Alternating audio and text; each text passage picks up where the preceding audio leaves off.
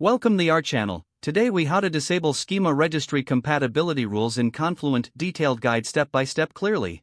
To disable Schema registry compatibility rules in Confluent, begin by opening your terminal. Next, ensure that you have the necessary permissions to modify the Schema registry's configuration. Locate your Schema registry configuration file, commonly named schemaregistry.properties.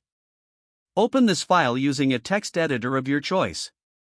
Within this configuration file, look for the compatibility setting, often labeled as compatibility. This setting typically defaults to either full, none, or one of the other compatibility types. To disable compatibility rules, change the value of the compatibility setting to none. Save the changes you made to the schemaregistry.properties file. Next, restart the Schema registry service to apply the new configuration. If you're using the Confluent CLI, you can restart the service with the command Confluent local services schema registry restart. Alternatively, if you're deploying within a Docker environment, you may need to restart the Docker container running the schema registry. Once the service restarts, verify that the changes took effect by using the Schema Registry API to check the current compatibility setting.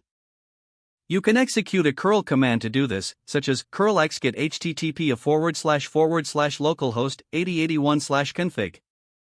The response should indicate that the compatibility is now set to none. You have now successfully disabled Schema registry compatibility rules in Confluent. If the page does not load, refresh the browser or try again in a private or incognito window.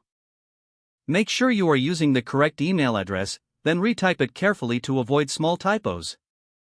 If your password is not accepted, use the reset option and create a new strong password you can remember. Check your spam folder for verification or security emails, then complete any requested confirmation steps. Enable two-factor authentication if available to improve account security and reduce unauthorized access risk. After signing in, review your profile details so your contact information and settings are accurate and current. If you see an error message, note it down and try again after restarting your device and internet connection. Log out when you finish, especially on shared devices, to keep your account and payment information secure. If the page does not load, refresh the browser or try again in a private or incognito window. Make sure you are using the correct email address, then retype it carefully to avoid small typos.